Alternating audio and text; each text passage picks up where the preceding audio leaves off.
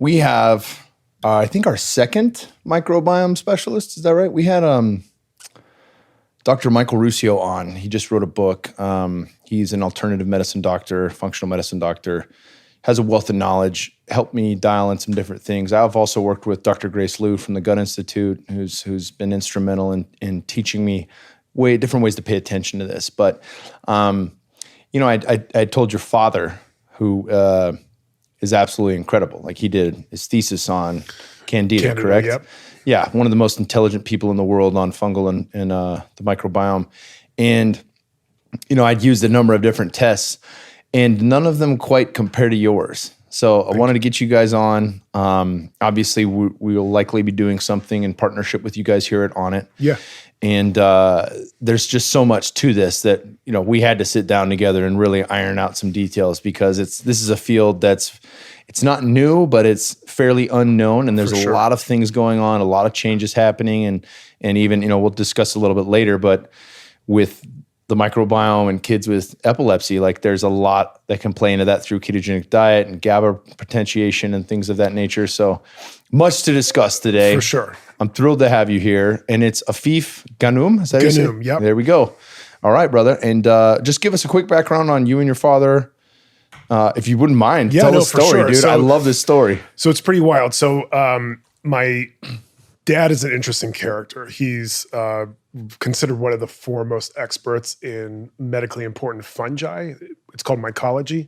And he's actually the scientist that named the microbiome, the fungal community in our body. But what's wild about him is he has just an insane personal background, right? So first, parents never learned to read or write. He grew up in Lebanon, and he actually went to school in a UN refugee camp. And the first time he got supplementation was from a United Nations refugee school giving him extra milk and fish oil. And I actually wrote for Forbes about that. And that really, even at that age, he realized how much this stuff is really important. And so he ended up going to England. He met my mom. They met twice, and they got married a week later. And they've been married, 40-something years. And they moved to Kuwait, and I was about 2 months old. And we lived there from 1980 to 1990. And it was an awesome place. Like, Kuwait's about the size of, it takes about an hour to drive across it, like, very small place. And so we're actually on vacation in England, and guess what happens? Saddam Hussein invades. So my dad, and this is like pre-digital anything, right? So there's no birth certificates, there's no pictures, there's no nothing, right? Even my parents' savings were in gold, because, and that's how the Middle East rolls. Like, there's no such thing as stock, right? So my dad said to my mom, I got to go back, right? So he flew, he ended up getting into Baghdad, and the only way into Kuwait was on a bus full of Iraqi soldiers. So we didn't hear anything from him for months, but he literally got into war-torn Kuwait. This is like a PhD scientist, you know what I mean? Just a dude who's like, I got to do this for my family. And he ended up getting back out of Kuwait about 4 days before the Allied offensive in a Pepsi truck he stole, and he drove that back across the Middle East into Lebanon. And so that we did not hear anything from when he had left England till Lebanon called back, right? And then we're kind of stuck, and my dad said, I got a ticket to a conference in DC. And we had gone to America, like, he'd gone for conferences, but really, had no connection to the US. So my dad went, and he had a one-way ticket to DC, and he's like, I'm gonna get a job. So I'm sorry, is this like a little dope. Too much detail? No. Okay, this is exactly what this is fucking, when you told me this originally, I was blown the fuck away. So please, drop dollars, drop details. Okay, cool. I've been to Baghdad. I first met my wife in Kuwait and Iraq. Oh, and I didn't know that. Fucking insane. It was at Saddam. We stayed in Saddam's palace. We were on a tour for the troops. And I've been to Kuwait probably 6 times on tours for the troops. Okay. Yeah. So please indulge. Yeah. So he gets to DC, and he's at this conference on garlic, of all things, medical uses of garlic. And he starts saying, like, I need a job, and they tell him, look, this is kind of like a working scientist meeting. There's this conference in LA. That's where you need to be, but it's next week. And like, my dad's eating apples out of the lobby type thing. Like, he has no money. There's no okay, I'll just buy another ticket, no credit card. So he's like feeling totally despondent, and he's walking in DC, and he sees this travel agent. So he just rolls in, and it's a black guy. And he says to this guy, I need you, he had one ticket back to England, right? And he's like, I need you to change this to LA, and I can't pay you. And the guy's like, I can't do that, right? So my dad's like, look, you're African-American, you understand struggle. I'm struggling. I need your help. I need you to do this. And he told him the whole story over like a couple hours. Just some dude rolls in off the street, and the guy took his wallet out and he paid for my dad's ticket. Wow. My dad gets to LA and he gets 2 job offers, one in UCLA and one in Detroit. Like gives me, because now I'm an adult, like I'm about the age when he was doing this. I can't even imagine that stuff, So he's like a tiger when it comes to just will, you know what I mean? And it's so cliche at this point. We talk about, oh yeah, will, and just, make it happen, even just do it. We're hearing about now with all this stuff. And, so to me, it's just, as an adult, it's hard for me to understand. Like I grew up hearing these stories, but like as an adult with kids of my own, so yeah, we ended up going to UCLA, and, so from 91 to 96, we were in LA. And then my dad got a job in, beautiful sunny Cleveland. And that changed the scenery. Oh, dude, we went from like desert nomads to, Cleveland. And my mom, who had never, like her father was in the Normandy invasion for the Royal Navy.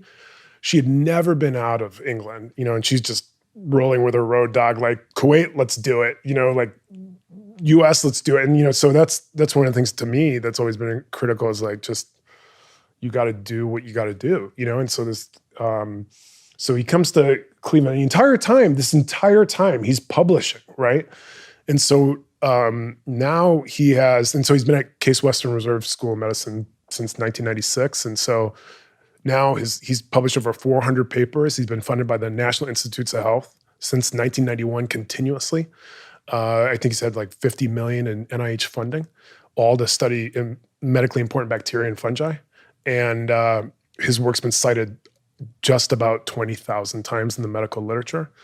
And he still can't order, through a drive-through window at McDonald's. He's got like a really thick accent. He's just, he's just an affable guy, but he, so that's a little bit of the background story. And so I stayed. So what happened is how I got into, actually the whole entrepreneurial game is I was a lawyer, and I was doing corporate law at a big law firm in Cleveland. And my dad was starting to get some really cool patents, and he was super excited. He's like, they want to start a company. I'm like, oh, that's awesome. What's one of the things you ask as an entrepreneur? Like, well, how much equity are you going to have? And so he's like, oh, I'm going to have 1%.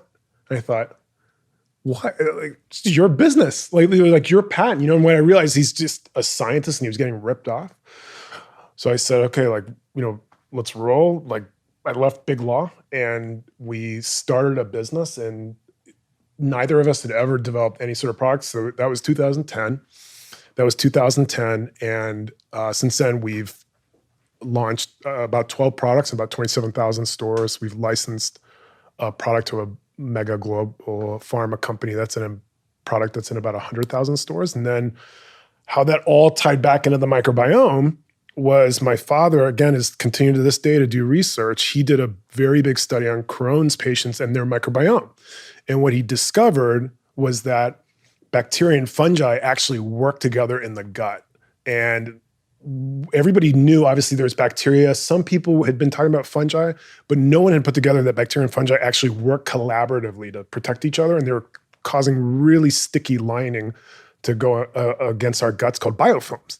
So the biofilm, some people have probably heard of it that are listening, but the biofilm most people are mostly familiar with is dental plaque. So a plaque in your mouth is a biofilm. And the reason you worry about plaque is because a plaque is this dense, thick matrix that really protects these pathogenic organisms underneath. So that's what causes gum disease, that sorts of things. So when you're removing the plaque, you're really exposing these germs that are causing all the issues. The same dynamic is happening in the gut. So when you look under these 5,000x electron microscopy photos, bacterial biofilm, very thin. Fungal biofilm, very thin. The bacterial fungal biofilm is massively thick. So what he found for Crohn's patients, there were 3 different organisms that were working together, a couple bacterial and 1 fungal, that were causing these massive biofilms in Crohn's patients. And so they identified it as a possible exacerbation of Crohn's patients, because I don't know how much you know about Crohn's, but Yeah, I have a friend with Crohn's and ulcerative colitis. And it's fucked related. up. And the autoimmune is through the roof right now. Oh, it's insane. So what was crazy though was that he published this research, like Scientific America picked it up. A lot of people started writing about it, and he got thousands of people across the world with Crohn's reaching out and saying it was, very scary to hear. Like people like, my daughter's about to get her, half her intestine removed. Is there anything you can do? And one woman in particular in Sweden, she had 2 really healthy teenage boys, and within 2 years, because of Crohn's, they were basically dying. So she said, can you test what's going on with my sons? And my dad felt kind of, hopeless. Like he's doing this really amazing research, but kind of in an ivory tower. And these, your average person dealing with this on the ground could not access that type of testing. And even if they could, they didn't know what to do with it, right? The other thing that we realized when we started looking around is everybody's talking about bacteria, and you hear about it all the time, good bacteria, this, bacteria in your gut, but no one was talking about fungi, right? And just ironically, my dad had just written and done a big presentation at NIH talking about, look, you're funding all this bacterial research, you're ignoring fungi. And it's the other half of the equation. And when you look, it's really wild. When you look at microscopic photos of what's going on in the gut, there are more bacteria. And people will say this, but there's tons more bacteria in the gut than there are fungi. But it's like looking at the sun surrounded by planets. The fungi is about 10 times bigger than bacteria in the gut. So you're ignoring this massive thing. And guess what happens? What do you hear women say when they take antibiotics? They get yeast infections, right? What's yeast? It's fungi. So what's happening is you're blasting all this bacteria, you're allowing the fungi to go insane, right? So what we realized was everybody's starting, this is a couple of years ago now, everybody's starting to talk about, they're definitely talking about gut health. Microbiome, they're kind of starting to talk about, but it was all about bacteria. So my dad's saying, well, how can you balance your gut? And there's all these products talking about like balance your gut and know what's going on in your gut, but it's all about bacteria. So we said, well, there really is an opportunity here for 2 things, right? One, letting people figure out what the hell is going on in their gut, right? Because, there are no influenza survivors of America, like societies, like people deal with like a cold and they just take medicine, they move on, right? But gut issues we found out are very personal to people, right? Whether it's Crohn's or IC or even frankly bloating, these are issues that cause people a lot of heartache, right? But it's very hard to understand what is going on in your gut. The other thing we said is that everybody's talking about bacteria, but they're really not taking a total approach to gut health. So we thought, what if we could do something to look at both bacteria and fungi in the gut? Hell so yeah. I feel like I've been, It's really important. My wife and I had like huge, and we'll get into my analysis since we got the report back here in a minute. But I ran this 50K ultra and was training twice a day for it. I used to train 2 or 3 times a day in fighting. And when I finished the ultra, obviously very taxing, I was one of the few people that didn't have a Camelback backpack. So I'm fucking super dehydrated, and I'm not a distance runner. Right. Like I had done like maybe a handful of half marathons prior to that 50K. And I could train twice a week and I would still get sick. I'd get sick regularly.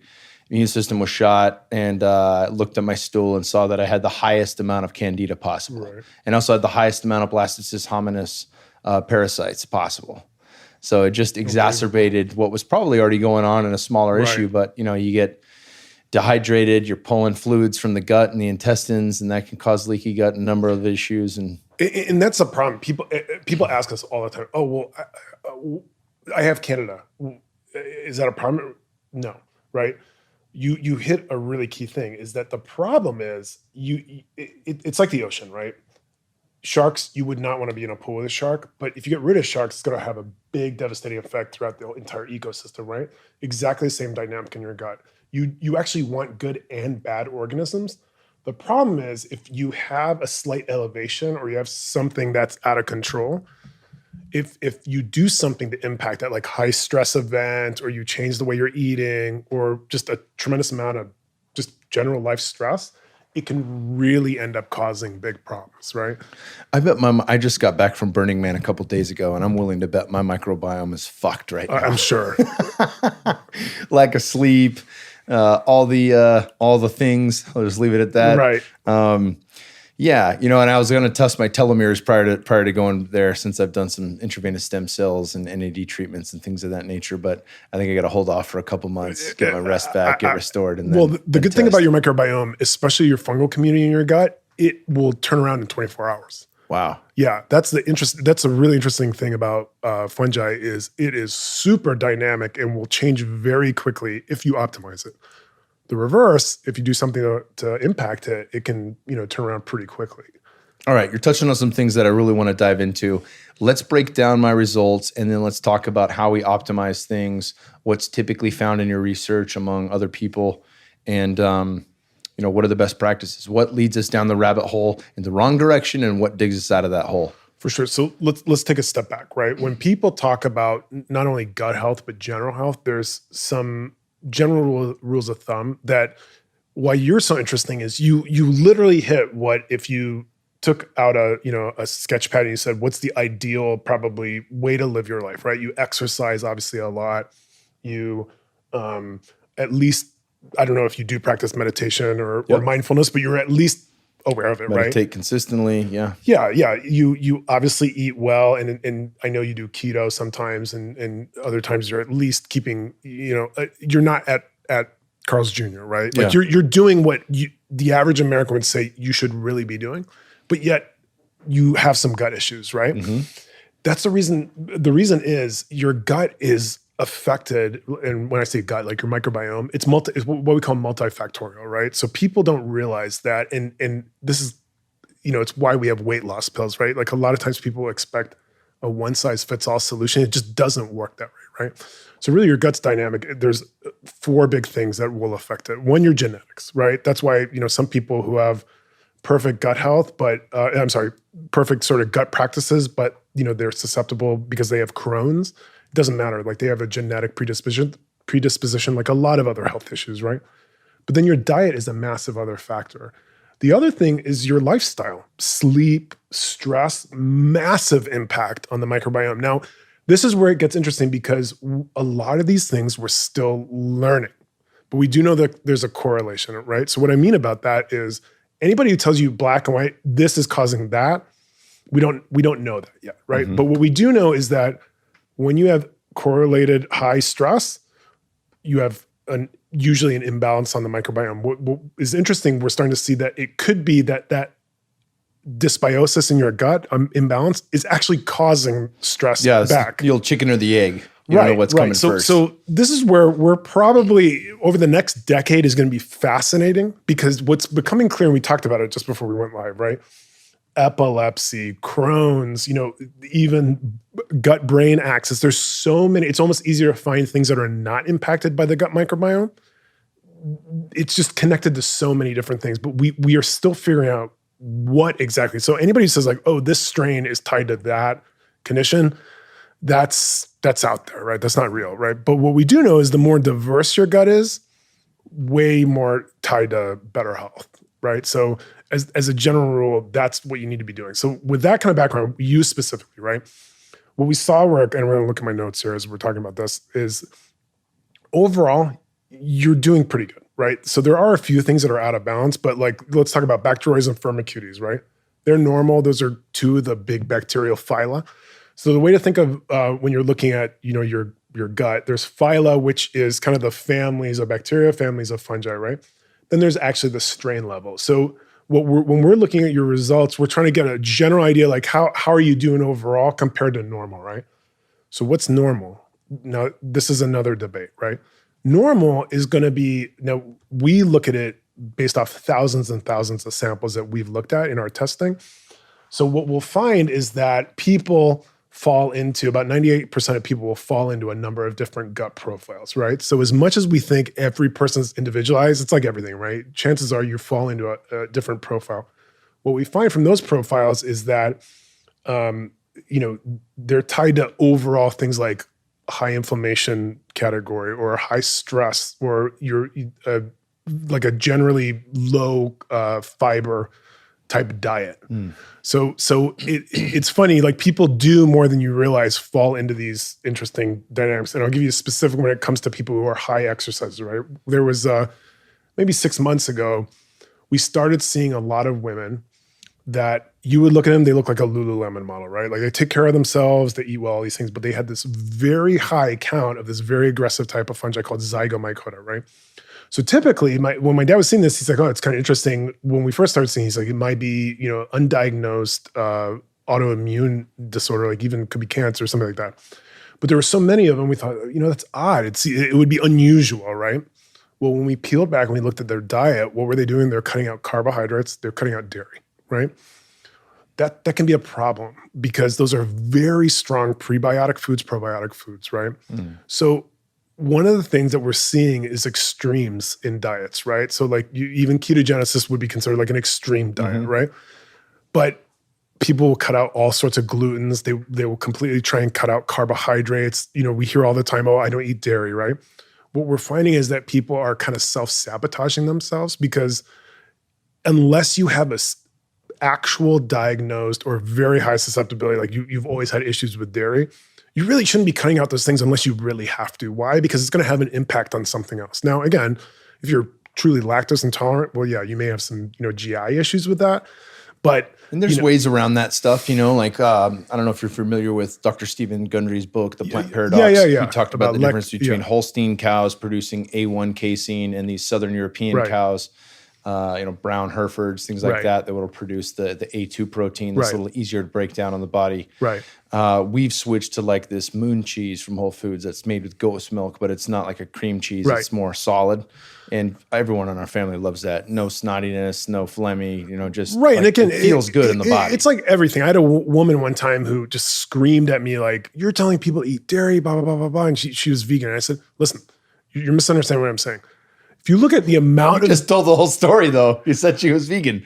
Like she's dogmatic about her approach, right? Right. Vegan is a form of fasting. Keto is a form of fasting. Right. They're all forms of cutting something out that we've evolved to eat. Right. So what I was trying to make the point to her, but she was screaming and pointing a camera in my face as she was saying this, was your average American probably eats, I'm making this up, but like 10 times the amount of dairy they should eat, right? Yeah, that's not great. You should not do that, right? And it's not good. I mean, ideally, we'd have raw, grass-fed. No, 100%. And Jersey cow. It's the amount of anything. Like the reality is, you can eat just about anything. I'm sure some people take issue with that, but it's like the old trite thing no one wants to hear. It's just be reasonable, right? Like, but again, a lot of times people feel like if I'm not doing it, if I'm not being extreme, right? Like I'm not doing, it's not just I need to be doing intermittent fasting. I need to be doing 12 hours a day, right? Yeah. Or I don't eat gluten and then I'll have an entire pizza or a giant plate of pasta. Right, on a cheat day, right? Yeah. Where it's just like, no, I'm going banana. And like, well, no, that's not what people mean when they're saying, so a lot of these things are kind of self-inflicted and easily remedied is the good thing, right? But the thing is, you need to kind of know that's an issue to even look for, right? Because take Zygomycota, right? The analogy I always use is if I have glasses, right? If I went to a doctor and said, something's going on with my eye, they would not look for glaucoma. I'm too young. I don't fit the profile. Now, it doesn't mean I couldn't have glaucoma, right? It's just highly unlikely. Zygomycota is kind of like that, right? If you just went and you were complaining of, GI issues, that's like issue 970 they would check for, right? But if you're getting a chance to actually look, okay, well, then you can see, unexpected. Let's see what we're doing to kind of impact these things, right? So that's the other thing with the microbiome is a lot of people want to treat it like a panacea, that if I know exactly what's going on in my microbiome, it will solve everything. And that's just not real. You know what I mean? So it's like a cholesterol test, right? If you get a cholesterol test and it says you're a 200 and you go to your doctor and you say, okay, great, what do I do? He's going to say, I have no idea. Do you eat pizza every day? Do you have family history? But it's a really useful tool as a starting point, right? Because then you can make some decisions based off that information. Microbiome is the exact same thing, right? So in isolation, just looking at your results, it's almost meaningless, right? Even comparing to normal, kind of meaningless. Because again, you have, like, if I didn't know what you look like and I didn't know, I'd say, okay, well, this dude probably has to exercise and do, that would be useless information for you, right? Yeah. But having the context of your actual background, well, then you can start making some decisions, right? But you have this tool that previously has been very hard to get that sort of information, right? Does that make sense? Yeah, that makes complete sense. Yeah.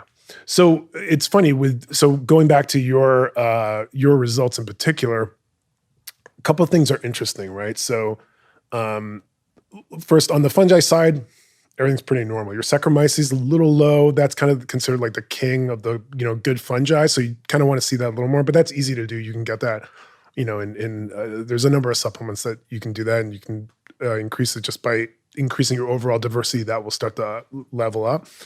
Your Candida is actually normal. It's funny you said before. It's through the roof. Yeah. So did you do something specific to adjust that? Yeah, I had done. I'd worked with a product called Scram. I think it's by Health Force Naturals. Okay. It uses forms of garlic, wormwood, clover. But you didn't adjust your cloves. diet? What's that? No, I mean I've been in ketosis, in and out of ketosis here and there too, which starves them. And I think that certainly helped. But taking the supplements that would actually kill them off, and a lot of digestive enzymes to break open that protective shield they put up, when they go into hibernation. Right. People think like, I feel better after 2 weeks and I'm all good. And then fucking there's guys that are just hanging around waiting to come out. And they're waiting for carbohydrates. They're waiting for the right set and setting. And then bang, you got it all over again. That is a critical thing you just brought up. A lot of people say this to us. Okay, so I just, take a probiotic and then that's it. It's like, no. Again, it's like your teeth. I really like the analogy of oral care to the stomach. Why? For two reasons. One, your mouth is completely dynamic. You have saliva, you're eating, there's a lot going on. It's not like skin, right? Where, you can keep a wound pretty clean, or, it can be non-impacted. There's a lot going on in your mouth. Same with your gut. There's constantly stuff passing through it. It's subject to stress. So your microbiome is constantly getting challenged, right? So the way I like the analogy with the mouth is, no one brushes their teeth and you're like, dude, your teeth are, kind of rocking. What's going on? You're like, oh no, I brushed my teeth last month, right? Like I don't have serious oral. No, you brush them every day, twice a day, right? Yeah. Why? Because we've just learned that it's a routine. I need to keep doing this, right? Now, some people in a week of not brushing will have all sorts of serious issues. Other people, they'll just have like fuzzy, yellow teeth, right? Same with your gut. You need to keep maintaining it, right? So what does that mean? Through your diet, through your lifestyle, through supplementation for some people not, right? But it's keeping track and keeping, the gut train headed towards a North Star, right? If you do constant little optimizations, it's a lot easier than waiting till you have like a serious issue, because a lot of times you won't have a serious issue until you come under a high stress situation, or you really, like you're saying, you're at Burning Man, you just blow it out for a week, and then, you're for weeks after, you're just not yourself, right? Your gut's just a mess, right? So if you're constantly doing kind of maintenance and understanding what you need to be concentrating on, it's going to make your life a lot easier, right? So one of the things I noticed in your results is that you seem, and we can get into the details here. Yeah, totally. Okay. I'm just making sure. Yeah. I'm about to do blood work and go into a podcast on that, so I don't mind. Okay, fair. A little deeper dive into the insides. Like we're taking the magic school bus ride into my intestines right now, and we're going to go up to the anus. What does your poo say about you? Exactly. Yeah, exactly. And so actually, do you think it's worth me explaining like how we even got the sample and all that stuff? Fuck yeah. Okay. And I got to tell you real quick, just to jump in, from comparing it to a comprehensive stool analysis and a lot of the other tests that I've taken. Easiest fucking test I've ever taken. Awesome. Yeah. Easiest test, most convenient, very easy to get the sample, get it in there. Cause it's kind of gross when you got to spoon in your own feces into like 4 different fucking vials that are pretty wide and open with a giant spork. Right. And just to be clear, we don't have sporks or 4 giant anything, right? Yeah. So look, you just hit on a very critical paradigm when you're doing consumer health, which is, you can have the best product in the world, but if it's either terrible to use or hard to use, people won't do it. It doesn't matter how good. We used to work in, do a lot of other products in germ remediation, like, the hand sanitizer world. And what we found was, when we were looking at airborne germs, that problem's already solved. You know what it is? Wear a mask. Guess what? People don't want to wear a mask, right? Yeah. Like in Japan, they will. US, you're like, look at that geek with a mask, right? Like no one will do it, right?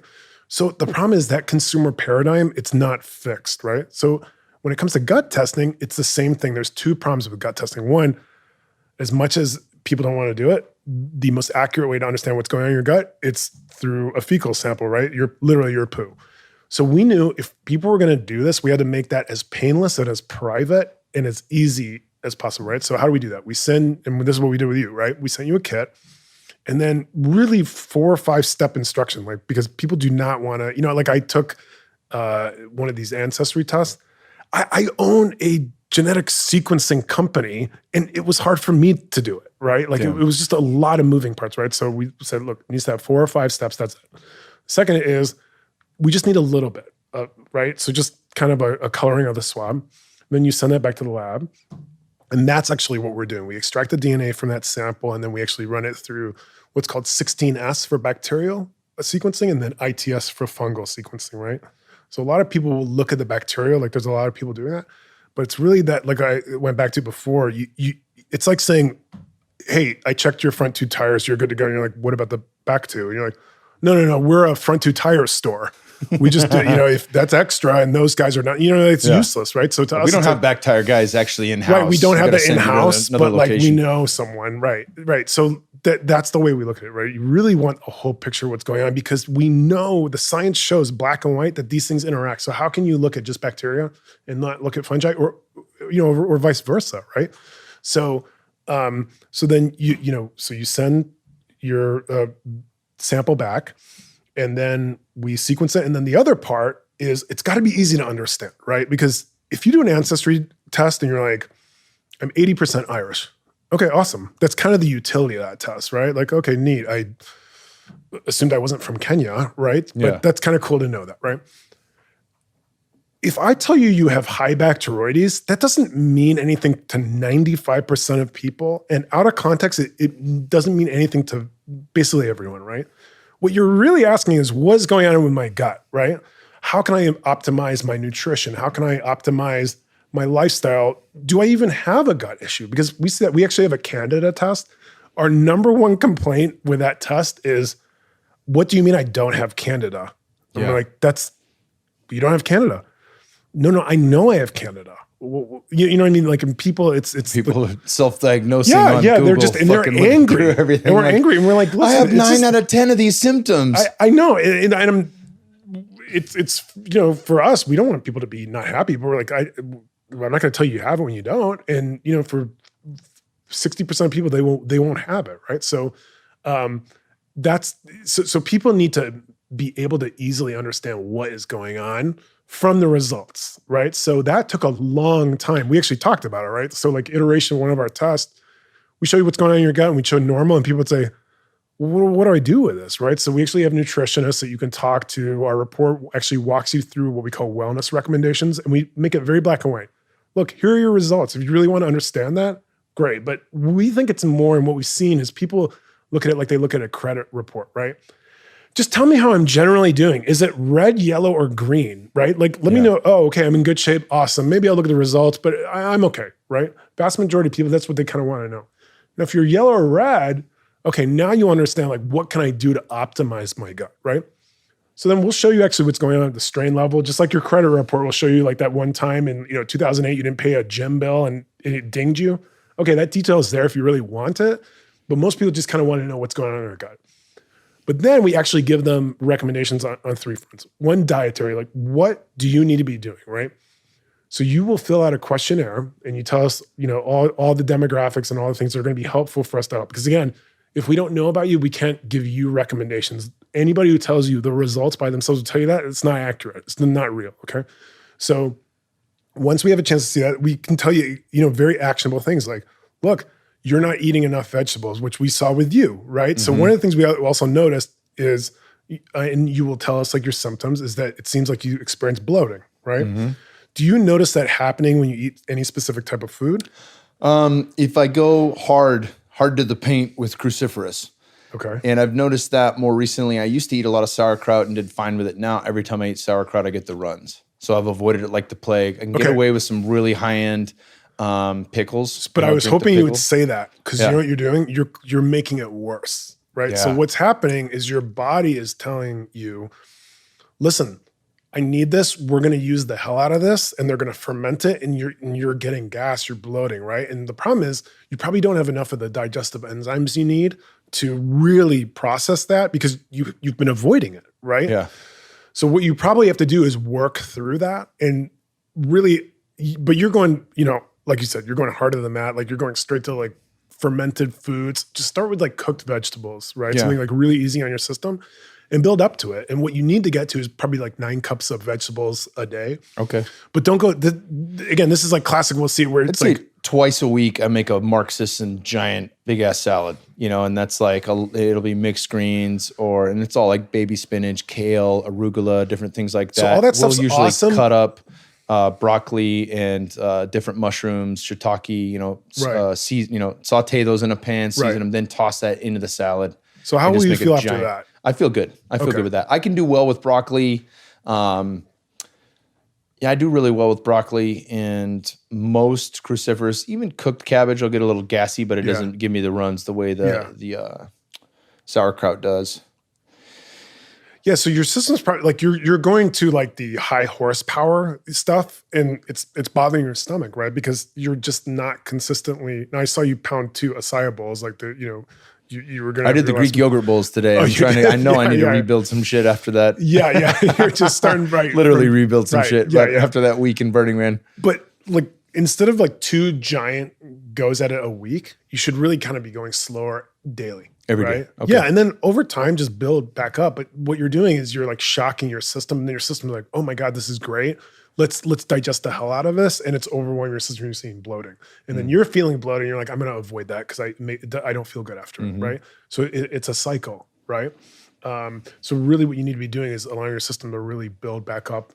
The digestive enzymes that Firmicutes bacteria will start to really help, because what you want to be producing are short chain fatty acid producers, because then that's helping you break down. It's going to help you control inflammation. Heal the gut.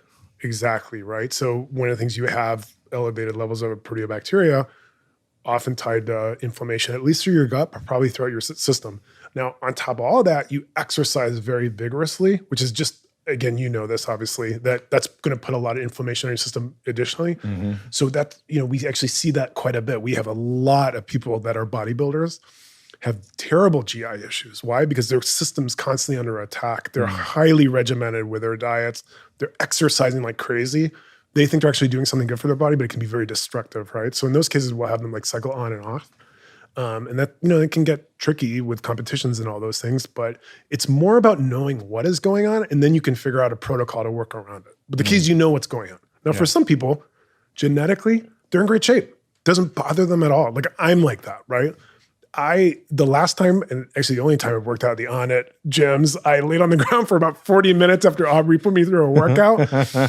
And he and my dad, my dad's 68th birthday, he and Aubrey are just rocking. They're going having smoothies. I am laid out on the ground, and my only rule was like, they will totally get it. You're the chunky guy who's out of shape. No one will forgive you if you poop your pants in the Onnit gym. So, but after that, I dusted myself off, and we had some big seafood meal after. It didn't bother me at all, right? So like for me, I just have a steel trap for a stomach, right? Okay, genetically, I'm in great shape, right? So, but the key is I know what's going on in my gut, and then I can do something, and same with you, right? So like even that little thing, like you would have probably forever, just thought, oh, I don't know if I'm allergic, something's going on, but sauerkraut doesn't sit well with me. I've even heard that one of the reasons when, if you have like some intolerances to gluten and you cut it out completely and add it back in, one of the reasons you're so far worse off when you add it back in is that the bacteria that breaks that down, I think it's bifido, is damn near gone. I have very low levels of bifido for some time now in all my testing. But I almost was like, well, I like gluten, but I don't necessarily need to have it. If there's any other way to build bifido, that'd be better. That's the key, right? So you can do it through a probiotic. The other thing too, which are frankly way emphasized, are prebiotics, which is essentially a fancy name for dietary fiber. That's really important because it does 2 things. One, it's like fuel for the probiotic. It's the simplest way to think about it is it's food for the probiotic, right? The other is actually lowers a pH level in your gut, which is really good for good bacteria to grow and really bad for the bad guys, right? So you can actually attack it a couple different ways, right? The key is if you stop needing to utilize it, those will not grow, right? Yeah. as you're seeing. What are some of the things you guys like with prebiotic fiber, and have you taken a look at some resistant starches and how those impact the body? For us, we are way more heavy in the probiotic game. With prebiotics, we stick to kind of the basics. As long as you're taking a basic prebiotic, again, and it's part of the world we're in with wellness, is that everybody's trying to go after like some neat angle on these things, right? But the key is for 95, like what I was gonna say, 95% of people just take a basic prebiotic, right? We will get people, the analogy I like to use is everybody has been stuck in traffic behind that dude on a carbon fiber bike wearing a state-of-the-art helmet, Lycra suit, and the dude is 100 pounds overweight. And it's like, before you're buying the carbon fiber bike and wearing the Lycra suit, you need to lose some weight. That will make you way more aerodynamic, right? We will get people testing their gut and they will call, I've been doing this, I'm using this products and blah, blah. And they're even trying to use our products. And then we're like, dude, you're going to McDonald's. You're putting in your questionnaire, you're going to McDonald's twice a week. Like, you don't even need this test. Stop eating McDonald's. Stop doing that. Now listen, I know my way around a McDonald's drive-through, like shout out. It's nothing about McDonald's, but it's more like everybody, it's the same old game, right? Everybody wants a magic pill, right? It's not about like, just do the basics, hit singles and doubles with this stuff. And frankly, 95% of people will be fine. You're a little different because you are, really kind of living an optimized lifestyle. And, I may say that you actually are, right? So now you're talking about like percent change here, percent change there are going to make a big difference for you. Vast majority of people, like making some basic changes will make a massive difference. Yeah. Yeah. That makes perfect sense. Yeah. Let's see. We got a little bit of time left. I wanted to ask you about this study that came out recently. Obviously, this podcast is going to air a couple months from now, but there was a wonderful study on ketosis, and they've been studying the ketogenic diet with children with epilepsy since the 1920s.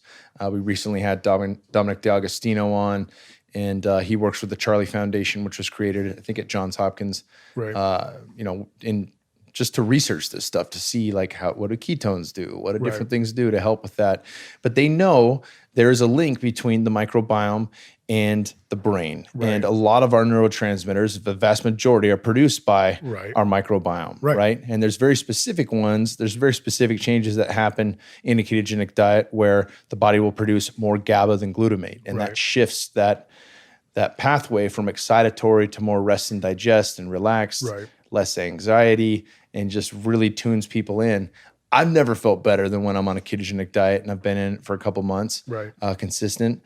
Obviously, that can change some other things around with the microbiome as you're not eating, many carbohydrates and hopefully still getting enough fiber. Right. That's a key. And for you, that was another point. Like when you're cycling in and off of keto, especially when you're in, you still have to keep up the veggie game, right? Okay. So obviously, you're going to be trying to cut it down, but that's going to be important for you. Yeah. So let's talk a little bit about that. What we read this thing, and I think it's a company that's actually licensed it from UCLA. Okay. And they're going to look at specific bacteria that help aid in GABA production, and potentially what they're claiming is that it'll fix epilepsy in a lot of people. Yeah. So all these trials are going to be really interesting, right? So we're actually going to be doing a trial in autism. Oh, wow. Yeah. We actually just received our IRB approval, and we have actually this is actually, do you mind if I? No, please do. Because this is actually really cool. This is one of the awesome things about what we're doing, right? So we started to see this probably like 6-7 months ago. We started noticing, wow, a lot of people are taking this test for their children who have autism. And when we started looking at results, we said, there's quite a bit of interesting things going on in these children's guts, right? So we did a survey of our customers. We reached out and said, look, we're thinking about doing a clinical trial here. Are you interested in it? Totally, right? And when you look, and you're seeing this in a lot of different health areas, autism, big focus on the microbiome. But what do we see? There are trials that are like 50 people, 35 people. They're not big trials, right? So one of the things that's really exciting is with our platform, we're able to get, I think our waiting list to do the autism trial is in, 1,700 person waiting list, right? So we literally got our IRB approval at Case Western School of Medicine. So we're going to be rolling out that test. And it's going to be the same with a test looking at the epilepsy, right? These are interesting trials, right? Because again, I was saying this before we went on air, it's not as simple as, okay, it's likely this one strain is causing the issue. Let's adjust that and everything will be fine. It's multifactorial, so many different issues, right? So how these trials have been done, and my dad did this with Crohn's patients, is what you do is you take the person suffering, let's do autism, right? You have someone with autism. You'll take a family member that doesn't have autism. Why? Because not only is a genetic connection there, but there's a dietary connection. They're living in the same household. They're doing a lot of the same things. They're probably going to bed around the same time. They're eating similar foods, right? Especially if it's children, right? The parents are controlling what they're eating. And then they'll test a non-family member, non-autism. Why? Because you want to start getting a baseline of what does a similar person without this condition, what does their microbiome look like? So then you can start piecing together what are the differences, what are the similarities? And then you're probably 10 years away from truly understanding exactly what's going on. But it's these critical insights are laying the foundation for therapeutics a decade from now. Right now, our view on medication is, let's just blast your system and hopefully that will take care of it, right? Mm-hmm. And again, that's a little bit of an overgeneralization, but now we're talking about getting very targeted therapeutics, right?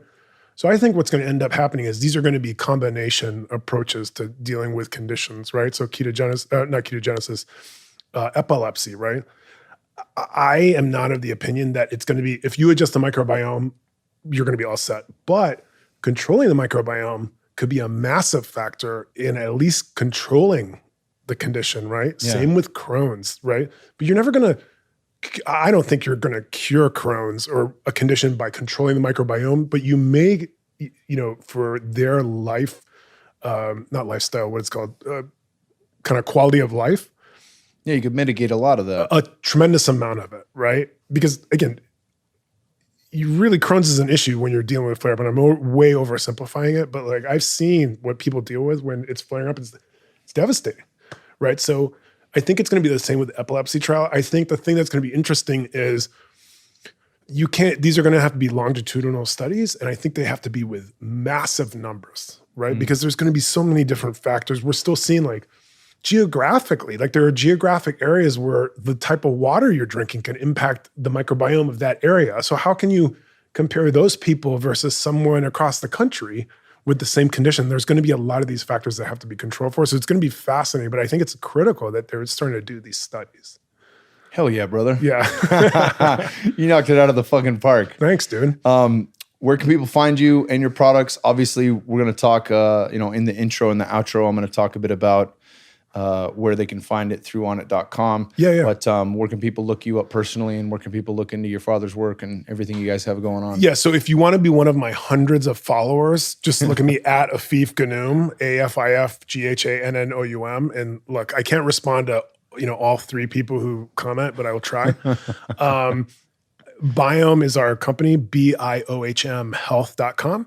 And we have a awesome blog. We're putting all sorts of content. My dad, we feature a lot. He actually has a book coming out next year called The Microbiome Diet. Awesome. Yeah, which is about really how if you control the fungi, you can make a big impact in your diet. So yeah, check us out. Awesome, brother. It's been great having you on. Thanks for having me. We'll run it back. Awesome.